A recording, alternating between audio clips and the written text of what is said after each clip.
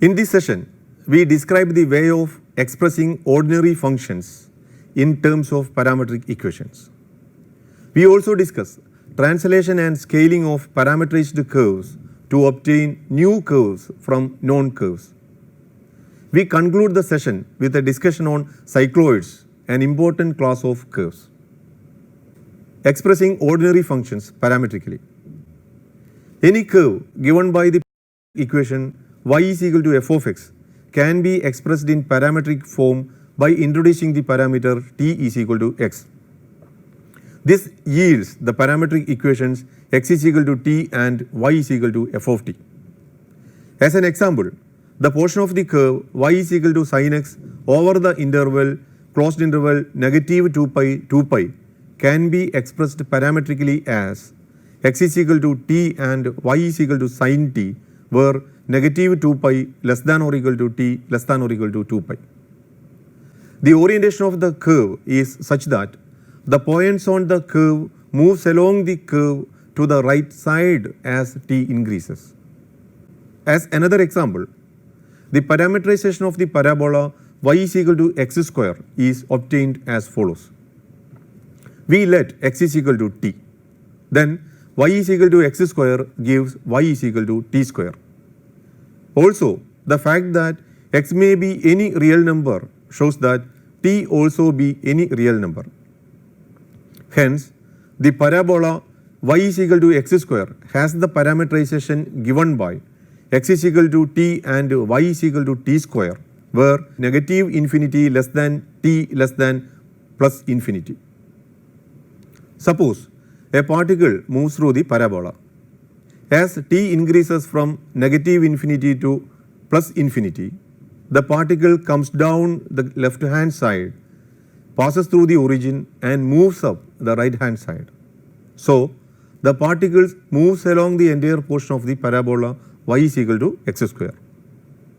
We bring the attention to point out that not all parametric equations produce curves with definite orientations. If the equations are badly behaved, then the point tracing the curve may leap around irregularly or move back and forth, failing to determine a definite direction. For example, in the parametrization x is equal to sin t and y is equal to sin square t, the point ordered by xy moves along the parabola y is equal to x square. However, since sin function is a periodic function, the value of x is equal to sin t varies periodically between negative 1 and 1. So, the point ordered by xy moves periodically back and forth along the parabola between the points ordered by negative 1 1 and ordered by 1 1. It covers only the portion of the parabola y is equal to x square between the points ordered by negative 1 1 and ordered by 1 1, with not giving a definite orientation to the curve. Also, the parametrization x is equal to sin t and y is equal to sin square t cannot cover the entire parabola y is equal to x square. We now consider an example discussing the way of obtaining parametrization of a given Cartesian equation where y is not given directly in terms of x. Let's parameterize the parabola given by the Cartesian equation y square is equal to 4ax. If we substitute 2at for y in the equation y square is equal to 4ax, we obtain 4a square t square is equal to 4ax, which gives x is equal to at square. Hence, parameterization is x is equal to at square and y is equal to 2at, where t be any real number. For a given real value t, the point ordered where at square 2at lies on the parabola and is referred as the point t. Translation of parametrized curves. Now we are going to obtain curves by translation of known curves.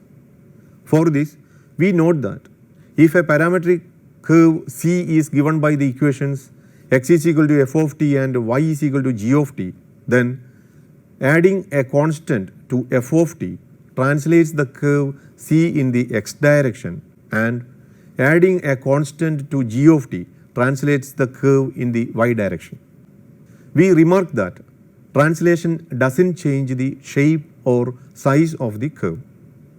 Thus, from the parameterization, x is equal to a cos t and y is equal to a sin t, where 0 less than or equal to t less than or equal to 2 pi of the circle centered at the origin and having radius a, we can find the circle centered at ordered where x naught y naught and having radius a by adding x naught to a cos t and adding y naught to a sin t. Thus, the circle of radius a centered at ordered where x naught y naught can be represented parametrically as x is equal to x naught plus a cos t and y is equal to y naught plus a sin t, where 0 less than or equal to t less than or equal to 2 pi. We can obtain the Cartesian equation from the above parametric equations by eliminating the parameter t as follows. X minus x naught is equal to a cos t and y minus y naught is equal to a sin t, where 0 less than or equal to t less than or equal to 2 pi.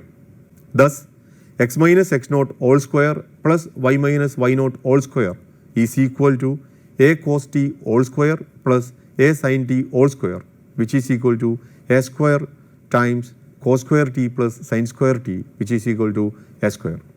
That is, x minus x naught all square plus y minus y naught all square is equal to a square is the Cartesian equation that represents for a circle of radius a centered at ordered where x naught y naught. Scaling. Scaling is multiplying coordinates so that it alter the shape and size of the original curve. We are now going to see that multiplying the x coordinate of a parametric curve by a constant stretches or compresses the curve in the direction of x-axis. Similarly, multiplying the y coordinate of a parametric curve by a constant stretches or compresses the curve in the direction of y-axis. That is, if a parametric curve C is given by the equations x is equal to f of t and y is equal to g of t, then multiplying f of t by a constant stretches or compresses the curve C in the x direction, and multiplying g of t by a constant stretches or compresses the curve C in the y direction. For example, we know that x is equal to cos t and y is equal to sin t, where 0 less than or equal to t less than or equal to 2 pi represents the unit circle x square plus y square is equal to 1 centered at the origin and oriented counterclockwise. If we multiply the x coordinate by 3 and y coordinate by 2, we obtain the parametric equations x is equal to 3 cos t and y is equal to 2 sin t, where 0 less than or equal to t less than or equal to 2 pi. This represents the ellipse x square by 3 square plus y square by 2 square is equal to 1, oriented counterclockwise. The new curve, that is ellipse, is obtained by stretching the unit circle by a factor of 3 in the x direction and a factor of 2 in the y direction. Cycloid. Now we consider an important curve called a cycloid that has historical importance. We define that a cycloid is the curve traced by a point on the rim of a circular wheel as the wheel rolls along a straight line without slipping. For example, if a small light is fixed to the rim of a bicycle wheel, as the bike moves, the light rises and falls in a series of arches. If the bicycle moves on a straight line, then the path traced out by the light on the rim of the bike is a cycloid. Suppose a wheel of radius a rolls along a horizontal straight line. We find parametric equations for the path of the cycloid traced by a point P on the wheel's circumference. To obtain parametric equations for the cycloid, let's assume that the wheel has radius a and rolls along the positive x-axis of a rectangular coordinate system. Mark a point P on the wheel, start the wheel with P at the origin and roll the wheel to the right. As parameter, we use the angle T through which the wheel turns, measured in radians. We observe the position of the wheel a short while later when its base lies 80 units from the origin and find the coordinates of the point P at that moment. As the base lies 80 units from the origin, the x-coordinate of the center of the wheel at the moment is 80. The y-coordinate of the center of the circle is always the value of the radius a itself. That is, the coordinates of the center C at the moment is ordered where ATA. Now referring the figure, the x-coordinate of the point P at the moment is x is equal to AT plus CN. Now from the right angled triangle CNP, we have Cn is equal to Cp cos theta, which is equal to A cos theta. Hence, x is equal to AT plus A cos theta. Also, the y-coordinate of the point P at the moment is y is equal to A plus NP. Now, from the right angled triangle CNP, we have NP is equal to Cp sin theta, which is equal to A sin theta. Thus, y is equal to A plus A sin theta. So, the coordinates of P are x is equal to AT plus A cos theta and y is equal to A plus A sin theta. To express theta in terms of t, we observe from the figure that t plus theta is equal to 3 pi by 2, so that theta is equal to 3 pi by 2 minus t. This makes cos theta is equal to cos of 3 pi by 2 minus t, which is equal to negative sin t, and sin theta is equal to sin of 3 pi by 2 minus t, which is equal to negative cos t. Thus, the equation of the cycloid we seek are x is equal to at minus a sin t and y is equal to a minus a cos t. These are usually written with the a factored out and is given by x is equal to a times t minus sin t and y is equal to a times 1 minus cos t. When t is equal to 0, the particle on the rim is at the point with the Cartesian coordinates x is equal to a times 0 minus sin 0, which is equal to 0, and y is equal to a times 1 minus cos 0, which is equal to a into 1 minus 1, which is equal to 0. That is at the origin ordered by 0, 0.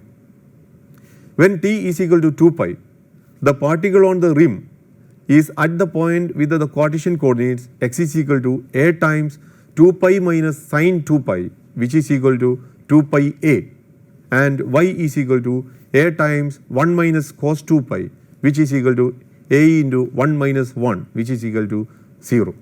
That is at the point ordered where 2 pi a 0. This is the place where the point on the rim touches the x-axis after it touches the origin.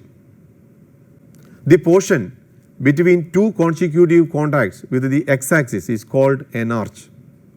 Figure shows the first arch of the cycloid and part of the next. Cycloid in mathematics history. Cycloids were studied by many leading mathematicians over the past 500 years. The name cycloid originates with the Italian astronomer Galileo Galilei, who studied the curve in detail. The story of Galileo dropping objects from the Leaning Tower of Pisa is well known. A falling object traces out an arc of an inverted cycloid. The cycloid provides the solution to two famous mathematical problems, the Brachistochrone problem and Tautochrone problem. In Greek language, the word Brachistochrone has the meaning shortest time. The Brachistochrone problem is to determine the shape of a wire along which a bead must slide from a point P to another point Q, not directly below in the shortest time. The solution to the Brachistochrone problem turns out to be an inverted cycloid. In Greek language, the word tautochrone has the meaning equal time. The tautochrone problem is to find the shape of a wire from P to Q such that two beads started at any points on the wire between P and Q reach Q in the same amount of time. The solution to this problem is also an inverted cycloid.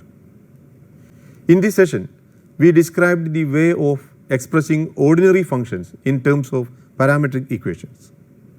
We also discussed translation and scaling of parameterized curves. A brief description on cycloids is also done in the session. Hope you enjoyed the session. See you next time. Have a great day.